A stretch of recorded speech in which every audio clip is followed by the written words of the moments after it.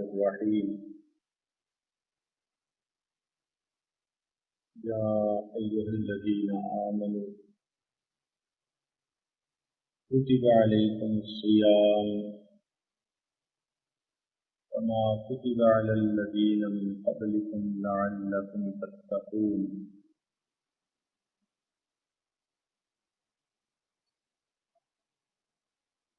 سبحان ربك رب العزة عما يصفون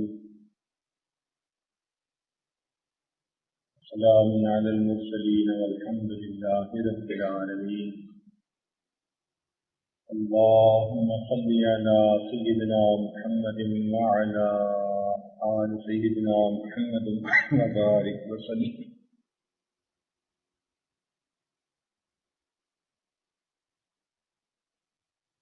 اللهم صل على سيدنا محمد وعلى آل سيدنا محمد وبارك وسلم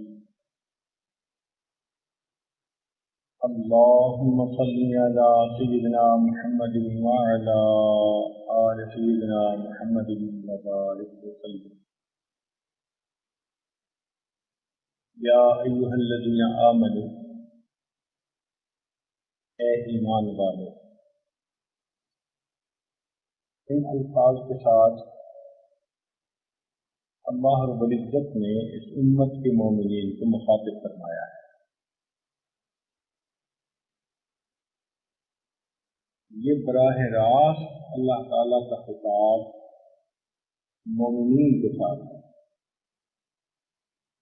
اس میں مومنین کے لیے بڑی عزت افزائی ہے۔ اس کی مثال یوں سمجھیں، اگر بادشاہ کسی بھنگی کو بلا کر خود کوئی کام بتا دے تو اس بھنگی کے لیے یہ بڑی عزت کی بات ہوتی ہے کہ بادشاہ سلامت نے خود مجھے یہ کہا، ورنہ تو بادشاہوں کے حکم پہنچانے کے لیے افسران کی تعداد ہوتی ہے۔ اسی طرح اللہ رب العزت اپنا یہ حکم نبی علیہ السلام کے واسطے سے امت کو پہنچا سکتے تھے، مگر اللہ رب العزت کا براہ راست خطاب فرما کر کہنا ہمارے لیے عزت افزائی ہے۔ بندگی کی تو پھر بھی حیثیت ہے بادشاہ کے سامنے، ہماری تو اللہ تعالیٰ کے سامنے وہ حیثیت ہی نہیں۔ ہم تو اس کے بندے ہیں، اس کی مخلوق ہیں۔ کہاں اس رب ذوالجلال کا مقام اور کہاں ہم فقیروں کی یہ بات کہ اللہ رب العزت نے ہمیں براہ راست خطاب فرمایا۔ اللہ تعالیٰ نے بنی اسرائیل کو تورات میں چند مرتبہ مخاطب فرمایا۔ اس بات پہ یہودی اتنے خوش تھے کہ کہا کرتے تھے نحن ابناء اللہ و احباؤہ، ہم اللہ تعالیٰ کے بیٹے اور اس کے بڑے ہی محبوب بندے ہیں کہ اس نے براہ راست ہم سے کلام فرمایا۔ یعنی یہ چیز ان کے لیے اتنا فخر کا باعث بن گئی، یہاں تک ان کو دھوکہ لگا کہ وہ کہتے تھے کہ اب ہم جو مرضی کرتے پھریں، لن تمسنا النار الا ایاما معدودہ، اب جہنم کی آگ ہمیں بس تھوڑی دیر عذاب دے گی، کاروائی کے رابطے کی کاروائی۔ ہم اللہ تعالیٰ کے اتنے مقرب بندے ہیں، تو اگر ان کو ایک مرتبہ خطاب فرمانے سے انہوں نے اتنی عزت اپنی سمجھی تو قرآن مجید فرقان حمید میں اللہ رب العزت نے 88 مرتبہ یا ایھا الذین آمنوا کے الفاظ کے ساتھ ایمان والوں سے مخاطب کرنا. تو یہ ہمارے لیے کتنی عزت افزائی کی بات ہے. اس لیے حضرت عبداللہ ابن عباس عنہ فرمایا کرتے تھے اپنے شاگردوں سے کہ جب تم قرآن مجید کی تلاوت کے دوران یا ایھا الذین آمنوا کے لفظ پہ پہنچو تو ذرا سنبھل کے بیٹھ جاؤ کہ اب مالک الملک براہ راست تمہیں حکم دے رہے. تو اس آیت مبارکہ میں اللہ رب العزت نے حکم فرمایا ایمان والوں کو. کیا حکم دیا؟ کتب علیکم الصیام.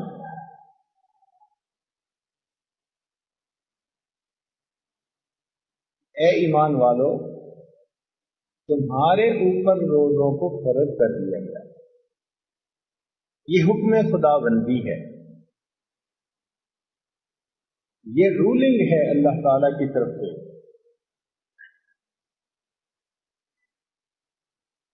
ان کو ایک کام کا حکم عطا کیا جا رہا ہے.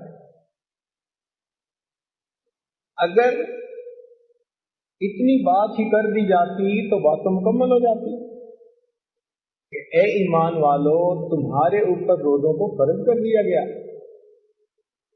مگر انسان کمزور ہے. لوگ گھبرا جاتے کہ شاید اللہ رب العزت نے ناراض ہو کر ہمارے اوپر پابندیاں لگا دی. آج ایسا ہی ہوتا ہے نا، حاکم ناراض ہوتا ہے تو وہ پابندیاں لگاتا ہے، دنیا کے ملک ناراض ہوتے ہیں تو وہ پابندیاں لگاتے ہیں، خامن ناراض ہوتا ہے تو بیوی پہ پابندیاں لگا سکتا ہے، حتیٰ کہ تم باپ کے گھر بھی نہیں جا سکتی.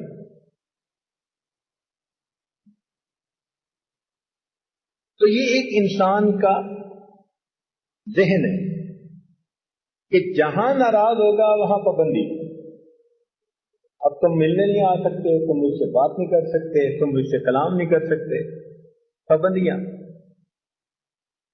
تو اگر یہ پابندی لگا دی جاتی کہ تم پر روزے فرض کیے گئے، تم دن میں کھا بھی نہیں سکتے، پی بھی نہیں سکتے، اپنی بیوی سے بھی نہیں مل ملا سکتے، تو ایمان والوں کو اس سے دکھ ہوتا. ذہن میں یہ خیال جاتا کہ شاید اللہ تعالی ہم سے کسی وجہ سے ناراض ہو.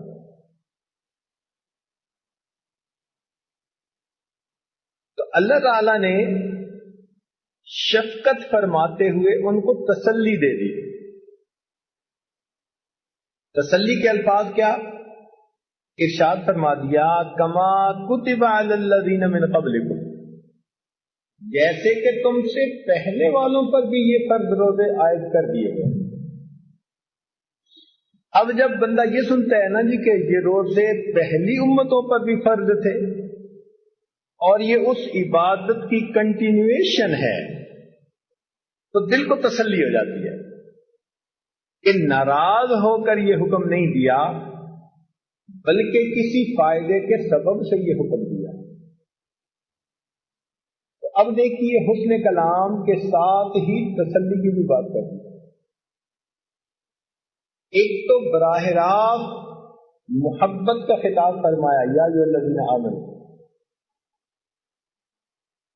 اور پھر کتب علیکم الصیام کے الفاظ سے حکم سنا دیا، مگر ساتھ ہی تسلی بھی دے دی کہ یہ تم سے پہلے والوں پر بھی فرض تھے، ہم نے تم پر بھی فرض کر دیے گئے. تو گویا یہ اللہ تعالیٰ کی عبادت ہے جو انسانیت پہلے سے کرتی چلی آ رہی ہے. پہلے یہ عبادت اتنی کامل نہیں ہوتی تھی، اس امت کو کامل عبادت ملی. پہلی امتوں کے روزے بڑے سخت ہوتے تھے، نہ دن میں کھا سکتے تھے نہ رات میں کھا پاتے تھے. اس امت کو طلوع صبح صادق سے لے کے غروب آفتاب تک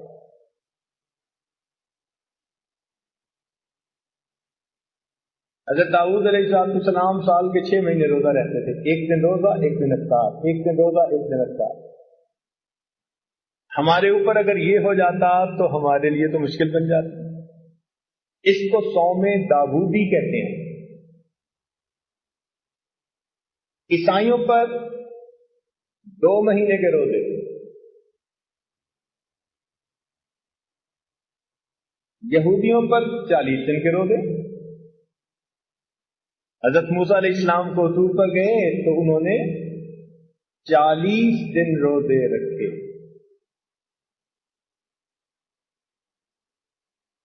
اس امت کو 30 روزے۔ اور مزے کی بات کہ ان 30 روزوں کے بعد جو شوال کے 6 روزے ہیں وہ نفل سنت بنا دیے، تو 36 ہو گئے۔ اور فرمایا من جاء بالحسنۃ فلہ عشر امثالھا،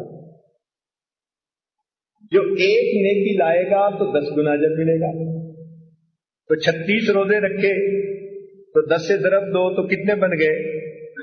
360۔ گویا ان روزوں کے ذریعے اللہ نے امت محمدیہ کے مومنوں کو پورا سال روزہ دار رہنے کا ثواب عطا فرمایا۔ اس کو کہتے ہیں کہ محنت تھوڑی اجر زیادہ۔ چنانچہ حدیث پاک میں آتا ہے کہ اللہ تعالیٰ نے قوم یہود سے فرمایا کہ تمہاری مثال ان لوگوں کی ہے جو فجر سے لے کے ظہر تک محنت مزدوری کریں اور ان کو اس کی مزدوری مل جائے، فرض کرو ایک کی رات ان کو اجر مل جائے۔ پھر قوم نصارہ کے بارے میں فرمایا کہ ان کی مثال ایسی کہ ظہر سے لے کے عصر تک محنت کریں، یہ تھوڑا وقت ہوتا ہے، اور ان کو بھی ایک کی رات ثواب مل جائے۔ اور فرمایا کہ اس امت کی مثال ایسی کہ عصر سے مغرب تک کا وقت تھوڑا ہوتا ہے، اتنی محنت کرو اور اس پر تمہیں 2 کی رات ثواب مل جائے۔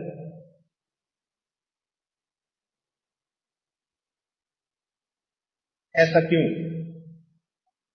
کام تو سب نے کیا مگر کسی کو اجر زیادہ۔ آپ نے فیکٹریوں میں دیکھا ہوگا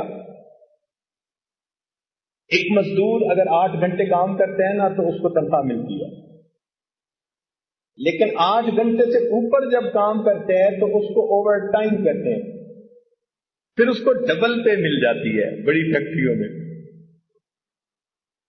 اب وہ 1 گھنٹہ کام کرے گا مگر 2 گھنٹے کا اجر ملے گا۔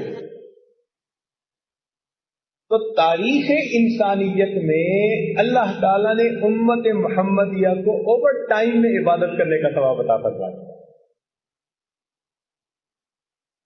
تو ان کی عبادت کا وقفہ تھوڑا مگر اس پر ملنے والا اجر بہت زیادہ ہے۔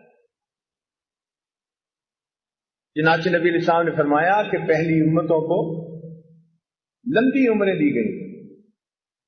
حضرت نوح علیہ السلام 900 سال سے زیادہ عمر پائی۔ بعض لوگ قیامت کے دن 400 سال کی عبادت لے کے آئیں گے، 500 سال کی عبادت لائیں گے۔ ان کی عمریں لمبی ہوتی تھی، حتیٰ کہ کتابوں میں لکھا کہ ایک عورت نبی علیہ السلام کے پاس آئی اور کہنے لگی کہ اللہ تعالیٰ کے پیارے نبی صلی اللہ علیہ وسلم، میرے بچے بچپن لڑکپن میں فوت ہو جاتے ہیں، زندہ نہیں رہتے، تو کوئی مجھے دعا بتائے۔ ان کا کتنی عمر میں؟ کہنے لگی کوئی 200 سال کا ہو کے مر جاتا ہے، کوئی 300 سال کا ہو کے مر جاتا ہے، تو میرے بچے تو پیچھے نہیں لگتے۔ تو انہوں نے کہا خدا کی بندی، ایک ایسا وقت آئے گا جبکہ انسانوں کی عمریں ہی 100 سال سے چھوڑی ہوں گی۔ وہ بڑی حیران ہو گئی اور حیران ہو کے پوچھنے لگی، اچھا اے اللہ کے نبی، اگر ان کی عمریں ہی 100 سال سے چھوڑی ہوں گی تو کیا وہ بیاہ شادی کریں گے؟ انہوں نے فرمایا ہاں وہ گھر بھی بنائیں گے، وہ بیاہ شادی بھی کریں گے، تو اس سے ٹھنڈی سانس لی۔ انہوں نے پوچھا کہ تم نے ٹھنڈی سانس کیوں لی؟ وہ کہنے لگی ٹھنڈی سانس اس لیے لی، اگر میں اس زمانے میں کبھی ہوتی نا جب عمریں ہی 100 سال سے تھوڑی ہوتی تو میں تو اتنا وقفہ ایک سجدے میں ہی گزار دیتی۔ تو اس امت کی عمریں چھوٹی ہیں۔ نبی اسلام نے فرمایا میری امت کی عمریں بین 70 و 60، 60-70 کے درمیان۔ کیا مطلب اس کا؟ ایسا بھی ہوگا کہ بچہ پیدا ہوا اور فوت ہو گیا، اور ایسا بھی ہوگا کہ 100 سال سے اوپر جا کے فوت ہوگا، لیکن جب گراس ایوریج نکالیں گے نا، اوسط نکالیں گے، تو وہ 60-70 ہی بنے گی۔ اور آج کل تو آپ دیکھ ہی رہے ہیں یہی 60-70 کی اوسط ہی چل رہی ہے۔ تو صحابہ کرام کو اس بات پہ بڑا افسوس ہوا کہ پہلی امتوں کے لوگ 5-5 سال کی عبادتیں لائیں گے، اور ہماری تو عمریں ہی چھوٹی ہیں، تو ہم تو ان کے مقابلے میں بہت تھوڑی عبادت لے کے آئیں گے۔ تو ان کے غم کو دیکھ کے پھر اللہ تعالیٰ نے وحی نازل فرما دی، جس میں فرمایا کہ اس امت کو اللہ تعالیٰ نے ایک ایسی رات عطا فرمائی کہ جس کی عبادت 1000 مہینوں کی عبادت سے بھی زیادہ فضیلت رکھتی ہے، وہ لیلۃ القدر ہے۔ اس امت کے ساتھ اللہ تعالیٰ کا بڑا رحمت کا معاملہ۔ حضرت علی اللہ عنہ فرمایا کرتے تھے کہ اگر اللہ تعالیٰ اس امت کو عذاب دینا چاہتے نا، دیکھیں نا دفتروں میں جو عملہ کام کرنے والا ہوتا ہے نا، وہ افسر کے موڈ سے اندازہ لگا لیتا ہے کہ یہ کام کرنے کے موڈ میں ہے یا نہیں۔ ان کو پتہ چل جاتا ہے کہ افسر نے تیرا کام کر دینا ہے اور افسر نے تیرا کام کوئی نہیں کرنا۔ وہ اس کے انداز سے، طور طریقے سے پتہ چل جاتا ہے کہ اس نے کرنا کیا ہے۔ تو اسی طرح اللہ رب العزت کا معاملہ کہ مومن کو پتہ چل جائے کہ اللہ تعالیٰ کا معاملہ اس امت کے بارے میں کیا ہے۔ تو حضرت علی اللہ عنہ فرماتے تھے کہ اگر اللہ رب العزت اس امت کو عذاب دینا چاہتے تو نہ اس کو اللہ تعالیٰ رمضان کا مہینہ عطا کرتے، اور نہ اللہ تعالیٰ اس کو سورت اخلاص قل واللہ والی سورت عطا فرماتے۔ فرماتے تھے یہ تو ایسی نعمتیں ہیں کہ ان کو دیکھ کے پتہ چلتا ہے اللہ تعالیٰ اس امت کو عذاب نہیں دینا چاہتے۔ آپ اپنے گھر میں بڑا دروازہ کہاں رکھواتے ہیں؟ جدھر سے زیادہ مہمانوں کو لانے کا پروگرام ہو، اور گھر کے پیچھے کر کے ایک چھوٹا سا دروازہ ہوتا ہے گھر والوں کے لیے، بچوں کے لیے، وہ چھوٹے دروازے سے آتے جاتے رہتے ہیں مستورات، اور یہ مین گیٹ ہوتا ہے جہاں سے لوگ، مجمع، مہمان سب آتے ہیں، آگے مہمان خانہ بنا ہوتا ہے۔ تو دستور یہ ہے کہ زیادہ کیپیسٹی ادھر رکھی جاتی ہے جدھر زیادہ لوگوں کو لے جانا ہو۔ اب دیکھیے قرآن مجید میں ہے کہ جہنم کے 7 دروازے، لہا 7 ابواب، 7 دروازے، اور جنت کے حدیث پاک میں آتا ہے کہ 8 دروازے۔ تو جہنم میں 7 لائنیں لگیں گی جانے والوں کی، اور جنت میں 8 لائنیں۔ تو اس سے کیا پتہ چلتا ہے کہ اللہ تعالیٰ کا ارادہ بندوں کو عذاب دینے کا نہیں، ثواب دینے کا۔ بندو تم جاؤ، میں نے تمہارے لیے جنت بنائی ہے۔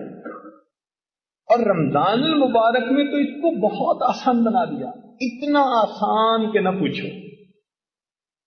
چنانچہ حدیث پاک میں آتا ہے کہ جب رمضان مبارک آتا ہے اللہ تعالیٰ فرشتوں کو حکم دیتے ہیں کہ فرشتوں جاؤ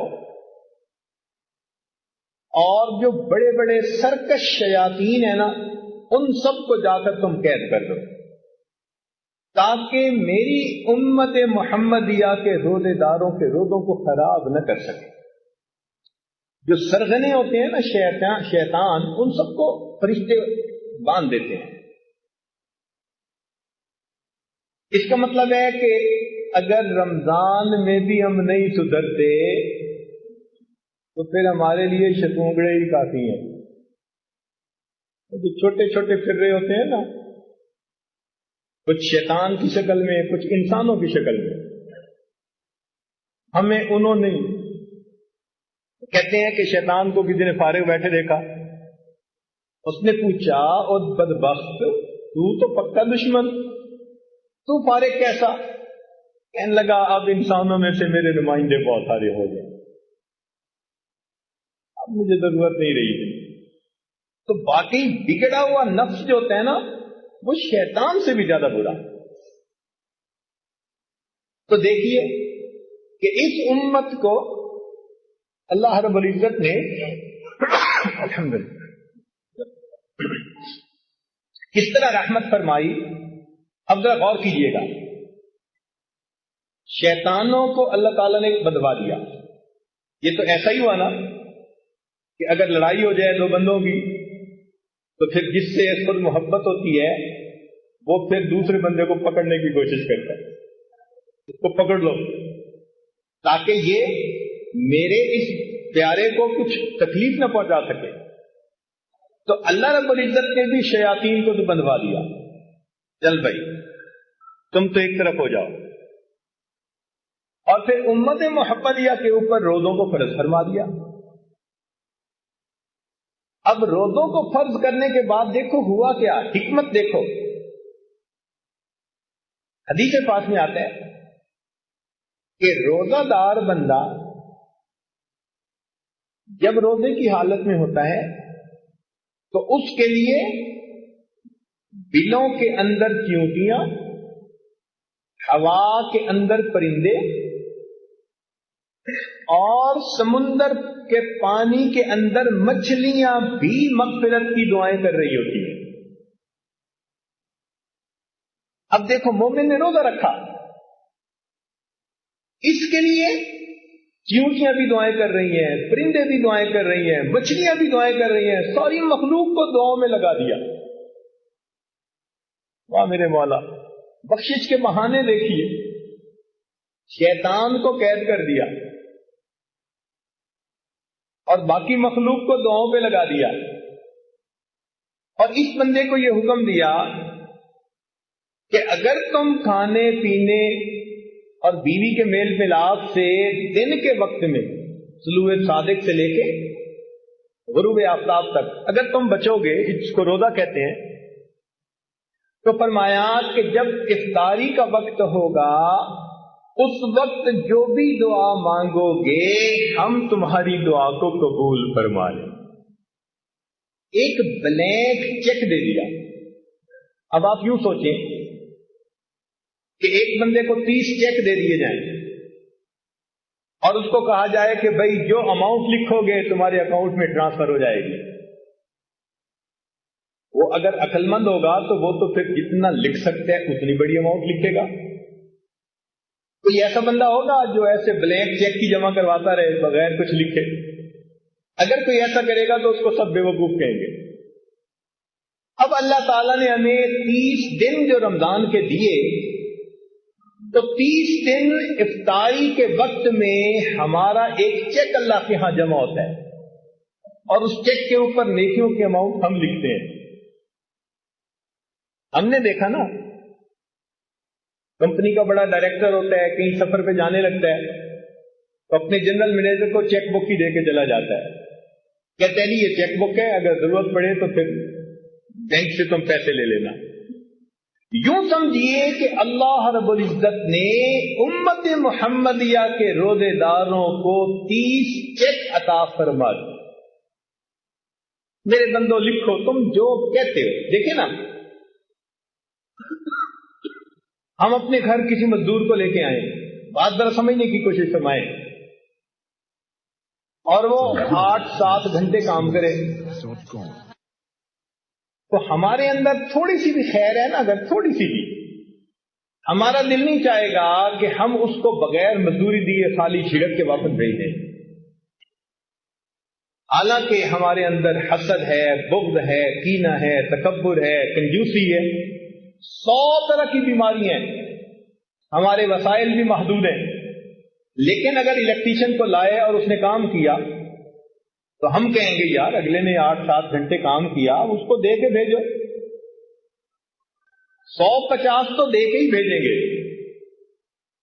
اور جو زیادہ امیر لوگ ہوں گے وہ پھر 150 طے نہیں کرتے، وہ کہتے ہیں بھئی تم کام کر دو پھر ہم تمہیں انعام دے دیں گے۔ وہ 150 نہیں دیتے، وہ پھر کام کو دیکھ کے خوش ہو کے وہ 500 دیں گے یا 1000 دیں گے۔ اللہ رب العزت نے بھی یہی معاملہ کیا کہ میرے بندو روزہ تو آپ رکھو گے لیکن روزے کا اجر میں طے نہیں کرتا، میں تمہیں چیک بک دے دیتا ہوں، اب افطاری کے وقت جتنا تم چاہو مانگو گے میں پروردگار تمہاری دعا کو قبول کر لوں گا۔ یہ روزہ وہ مزدوری ہے کہ جس کی مزدوری منہ مانگی ملتی ہے بندے کو، اس لیے حدیث پاک میں آتا ہے افطاری کے وقت دعا قبول۔ حدیث پاک میں آتا ہے للصائم فرحتان، روزہ دار کے لیے 2 خوشیاں، فرحت عند الافطار، جب روزہ افطار کرتا ہے اس کو اللہ خوشی دیتے ہیں، اتنا دیتے ہیں کہ اس کا دل خوش ہو جاتا ہے۔ اب یہ مانگنا تو ہمارے اپنے اختیار میں ہے، جتنا مانگے۔ اچھا let me put it in another way، میں اسی بات کو اور انداز سے بات کرتا ہوں۔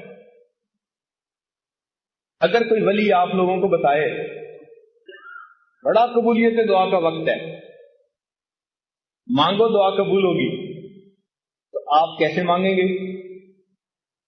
1 سیکنڈ بھی ضائع نہیں کریں گے، رو رو کے اپنے سارے مسئلے اللہ کے سامنے بیان کریں گے، مشکلات پریشانیاں، اور کہیں گے اللہ بس میری یہ زندگی کو سنوار دیجیے۔ اب سوچئے اگر ایک ولی کے بتانے پر آپ اتنے شوق ذوق سے دعائیں مانگتے ہیں تو یہاں تو ولیوں کے سردار، انبیاء کے سردار، ملائکہ کے سردار، اللہ رب العزت کے پیارے محبوب صلی اللہ علیہ وسلم وہ فرما رہے ہیں کہ روزہ دار آدمی افطار کے وقت جو دعا مانگتا ہے اللہ تعالیٰ اس کی دعا کو قبول فرماتا ہے۔ اور ہمیں کیا چاہیے؟ یوں سمجھ لیں کہ اللہ تعالیٰ نے ہمیں پھر ایک موقع اور عطا فرمایا، جیسے بندے سے غلطی ہو جائے نا جی، وہ کہتے ہیں جی بس ایک چانس اور دے دے۔ بس یوں سمجھ لیں کہ اللہ تعالیٰ نے ہم پر رحمت فرمائی، ہمیں اپنی زندگی میں اپنی گناہوں کو بخشوانے کا ایک چانس اور عطا فرمائی۔ اب دیکھیے شیطان کو قید کر دیا، چیونٹیاں، پرندے، مچھلیاں سب کو بندے کی دعاؤں پہ لگا دیا، بندے کو بتا دیا تم جو مانگو گے تمہاری دعا قبول کر لیں گے۔ اس سے کیا پتہ چلتا ہے کہ اللہ تعالیٰ کا ارادہ خیر کا ہے، وہ بخشنے کے بہانے بنا رہے ہیں۔ اب اتنا کچھ کرنے کے باوجود بھی اگر کوئی نہ مانگے تو پھر غصہ آتا ہے کہ نہیں آتا؟ کیوں جی؟ جب اتنا کسی کو موقع دیا جائے اور وہ پھر بھی غفلت کا اظہار کرے تو پھر غصہ بھی بڑا آتا ہے۔ اب ذرا میری ایک بات کو توجہ سے سننا، میں بات مکمل کرنے لگا ہوں۔ ماں کے اندر اللہ نے شفقت رکھی ہوتی ہے، محبت رکھی ہوتی ہے۔ بچے بدتمیزی کر لیں، بے ادبی کر لیں، ماں کا دل دکھا دیں، ماں پریشان ہو جائے گی، رو لے گی، بد دعا نہیں دے گی۔ بیٹے کو بد دعا کبھی نہیں دے گی، کیوں؟ اس محبت کی وجہ سے، اس محبت کی وجہ سے جو ماں کے دل میں ہے، اس کا دل ہی نہیں چاہتا کہ وہ بد دعا دے۔ اور اگر کوئی اس کے سامنے اس کے بچے کو بد دعا دے تو ماں سن کے برداشت نہیں کرے گی، خود ناراض ہے، خود خفا ہے، مگر بچے کی بددعا برداشت نہیں کر سکے گی، کہے گی آپ نے میرے بیٹے کو بددعا دی ہی کیوں؟ کیا ایسے ہی دستور ہے نا؟ اگر ایسا دستور ہے تو ذرا توجہ سے سنیے، حدیث پاک میں آتا ہے کہ نبی علیہ الصلوۃ والسلام ممبر سے نیچے تشریف لا رہے تھے، آپ نے آمین کہی۔ میں پوری حدیث پاک کا تھوڑا سا حصہ جو مضمون سے متعلق ہے وہ عرض کر رہا ہوں۔ صحابہ کرام نے پوچھا، اے اللہ کے نبی آج آپ نے یہ کیا فرمایا؟ تو فرمایا جب میں نے قدم رکھا تو جبرائیل امین میرے پاس آئے اور انہوں نے بد دعا دی، باعودہ، برباد ہو جائے وہ شخص جس نے رمضان کا مہینہ پایا اور اپنی بخشش نہ کروائی۔ اب یہ بد دعا کس نے دی؟ جبریل علیہ السلام نے۔ اور یہ بھی ذہن میں رکھیں کہ فرشتے کوئی کام خود نہیں کرتے، قرآن مجید میں ہے لا یعصون اللہ ما امرہم ویفعلون ما یؤمرون، کوئی کام خود نہیں کرتے، وہی کرتے ہیں جو پروردگار کا حکم ہوتا ہے۔ اس کا مطلب ہے کہ جبریل علیہ السلام آئے نہیں، بھیجے گئے تھے اللہ تعالی کی طرف سے۔ انہوں نے آ کر یہ بد دعا دی، برباد ہو جائے وہ شخص جس نے رمضان کا مہینہ پایا اور اس نے اپنی بخشش نہ کروائی۔ اب اس بد دعا کو سن کے نبی علیہ السلام کو امت کے اوپر کتنی شفقت تھی، رات کو سجدے میں اتنا روتے تھے، غار میں روتے تھے، دعائیں مانگتے تھے، اتنی امت کے اوپر شفقت تھی، رحمت تھی۔ تو اگر آپ بد دعا سنتے تو آپ تو سن کے تو فوراً کہتے کہ جبرائیل بد دعا میری امت کے لیے کیوں کر رہے ہو، مگر نہیں۔ حدیث پاک میں آتا ہے کہ جبرائیل علیہ السلام نے بد دعا دی اور نبی علیہ الصلوۃ والسلام نے فرمایا آمین۔ اب ذرا سمجھیے گا کہ اتنا تو رمضان میں غافل بندہ غفلت کا ارتکاب کرتا ہے کہ اللہ تعالیٰ نے بخشش کی انتہا کر دی۔ میرے بندے، میں شیطانوں کو بدوا رہا ہوں، میں تمہارے لیے پرندوں کو، مچھلیوں کو دعاؤں پہ لگا رہا ہوں اور میں تمہیں اختیار دے رہا ہوں، جو روزہ رکھ کے مانگو گے میں تمہیں دوں گا۔ پھر بھی اگر تم میری طرف متوجہ نہیں ہوتے تو اس کا مطلب ہے تم بدبخت ہو پرلے درجے کے، پھر تمہاری بدبختی میں کوئی شک نہیں۔ اب جبرائیل علیہ السلام نے آ کے کہہ دیا برباد ہو جائے وہ شخص جس نے رمضان کا مہینہ پایا اور اپنی مغفرت نہ کروائی۔ اور اللہ کے محبوب صلی اللہ علیہ وسلم نے آمین کہہ کر اس پر سٹیمپ کر دی، مہر لگا۔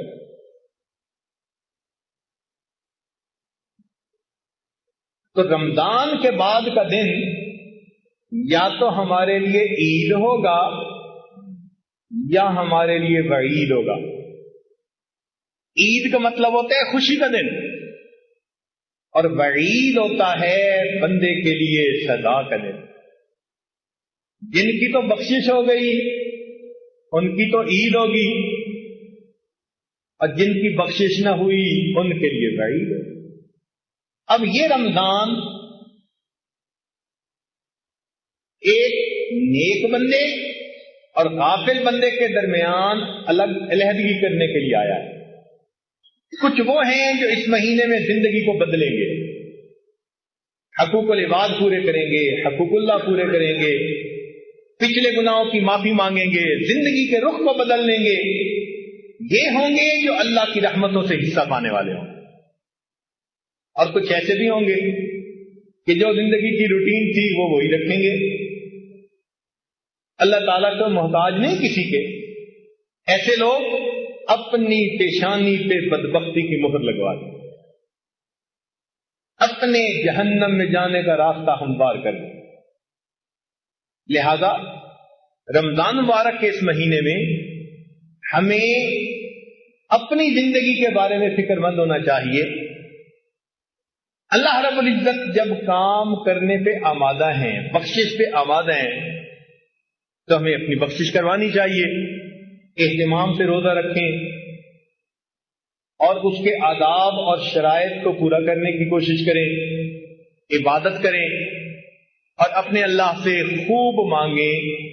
یہ مانگنے کا مہینہ، بخشش کا مہینہ، اللہ تعالی کی طرف سے عطا کا مہینہ ہے. آپ نے دیکھا ہوگا کہ دنیا میں سیل لگ جاتی ہے، جوتوں کی سیل، کپڑے کی سیل، فلاں چیز کی سیل، کوئی اس کا نام رکھتا ہے لوٹ سیل، کوئی نام رکھتا ہے میگا سیل. یہ سیل کیا بلا ہے بھائی؟ کہ جب مال نکالنا ہو نا، کہ جی ہم اپنا مال نکالنا چاہتے ہیں پچھلے سیزن کا، سیل لگا دی، بڑی قیمتی چیزیں تھوڑی سی قیمت پہ نکال دیتے، کہتے اٹھا کے لے جاؤ لے جاؤ. قرآن و حدیث کا مطالعہ کیا جائے تو محترم جماعت یوں محسوس ہوتا ہے اللہ رب العزت رمضان المبارک میں جنت کی سیل لگا دے. میرے بندو، تم میں سے جو چاہتا ہے جہنم سے بچنا اور جنت میں الاٹمنٹ کروانا، اس کے لیے کام آسان ہے. آؤ ہمارے در سے پاتے جاؤ پاتے. اب اس وقت میں بھی ہم اگر اللہ تعالیٰ سے یہ نعمت نہ پا سکیں تو یہ تو ہماری اپنی کم قسمتی ہوگی. اس لیے وقت کی اہمیت کا اندازہ لگائیے. کتنے لوگ تھے جو پچھلے رمضان میں زندہ تھے، آج وہ یہاں موجود نہیں، اور کتنے جو اس رمضان میں ہوں گے آئندہ رمضان میں نہیں ہوں گے. کیا پتہ ہماری زندگی کا آخری رمضان ہو. اس میں ڈٹ کے محنت کر لیجئے، اپنے رب کو منا لیجئے، اپنے گناہوں کو بخشوا لیجئے. دفتروں میں ہم نے دیکھا کہ جب افسر اچھے موڈ میں ہوتے ہیں نا تو پھر کلرک بادشاہ ایک فائل نکلوانے کے بجائے 10 فائلیں نکلوا لیتے ہیں. کہتے ہیں جی آج افسر ذرا خوش نظر آتا ہے. تو مالک الملک رمضان المبارک میں اس مہینے میں اپنے بندوں سے خوش ہوتے ہیں. روزہ دار بندوں سے بہت خوش ہوتے ہیں. اپنی زندگی کے مسائل اپنے رب کے سامنے پیش کر لیجئے، اپنے رب سے اچھے فیصلے کروا لیجئے. ہمیں اللہ نے ایک موقع اور عطا فرما دیا، اس وقت کو ضائع نہ کیجیے، کبھی بھی اس کو ضائع نہ کیجیے. اس کو وہی ضائع کرے گا الا محروم. حدیث پاک میں آتے ہیں جو یقیناً محروم ہوگا نا رمضان کی برکتوں سے، وہی محروم ہے. حدیث پاک میں آتا ہے کہ تم اگر کسی کو پانی کا گھونٹ پلا دو گے نا، روزے دار کو افطاری کے وقت، یا لسی کا گھونٹ پلا دو گے تو اس کے بقدر اجر اللہ تمہیں بھی عطا فرما دے گا.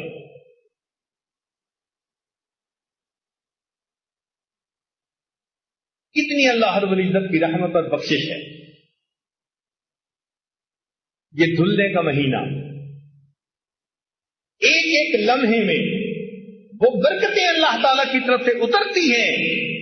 اگر کوئی دل کو قبول کرنے والا بنائے تو ایک ایک لمحے میں وہ اللہ کا ولی بن سکتا ہے. رمضان کا ایک لمحہ بندے کو ولی بنا دینے کے لیے کافی ہے. اللہ کی طرف رجوع کر لیجئے. کئی دفعہ ہم نے لاک لگائے ہوتے ہیں نا دروازے کو. ہم نے ایک ملک میں دیکھا، افریقہ کا ملک تھا، وہاں مکان کے 3 4 تالے لگے ہوتے، ایک تالا پھر دوسرا پھر تیسرا. تو ان سے پوچھا، وہ کہنے لگے جی کہ ہمارے ہاں یہ جو کالے لوگ ہیں یہ بہت ہی منمرضی کرنے والے لوگ ہیں، تو کئی مرتبہ یہ گھر میں گھس آتے ہیں چوری ڈاکے کے لیے. تو پھر ہم نے کئی تالے لگائے ہوتے ہیں. مجھے بھی ایسے ہی لگتا ہے کہ ہم نے بھی اللہ تعالیٰ کی جو رحمت کا دروازہ ہے نا اس کو گناہوں کے تالے لگائے، یہ کھل نہ سکے. جھوٹ کا تالا لگا ہوا ہے، لوگوں کے دل دکھانے کا تالا لگا ہوا ہے، بد کرداری کا تالا لگا ہوا ہے. حدیث پاک میں آتا ہے کہ چند بندوں کی اللہ تعالی لیلۃ القدر میں بھی مغفرت نہیں کرتے، لیلۃ القدر میں بھی ان کی مغفرت نہیں ہوتی۔ ان میں سے فرمایا ایک جو دل میں دوسروں کے خلاف بغض رکھنے والا ہو، کینہ رکھنے والا۔ اب اگر آپ سوچیں، آج سینے کینے سے بھرے پڑے، بھائی کے بارے میں کینہ، کینے کا کیا مطلب؟ پنجابی میں کہتے ہیں وٹ رکھنا، بہن کے بارے میں کینہ، بیوی کے بارے میں کینہ، ماں باپ کا کینہ، ہمسائے کا کینہ۔ کتنے لوگ ہیں جن کا کینہ ہمارے سینے میں موجود ہے، کیسے مغفرت ہوگی ہماری؟ اسی طرح شرابی، حدیث پاک میں آتا ہے کہ جس نے شراب سے توبہ نہ کی ہو، لیلۃ القدر میں بھی اس بندے کی مغفرت نہیں کی جاتی۔ اسی طرح زانی، جو زنا کا عادی ہو اور اس نے توبہ بھی نہ کی ہو، اللہ تعالیٰ لیلۃ القدر میں بھی اس کی مغفرت نہیں فرماتے۔ تو ہم ان کبیرہ گناہوں کے جو تالے لگائے ہوئے ہیں نا، ان کو کھولیں تاکہ اللہ تعالیٰ کی رحمت آئے اور ہمارے دلوں کو دھو جائے۔ رب کریم ہمارے روزوں کو قبول فرمائے اور ہماری بخشش فرما کر رب کریم ہم پر احسان فرمائے۔ وآخر دعوانا ان الحمد للہ رب العالمین۔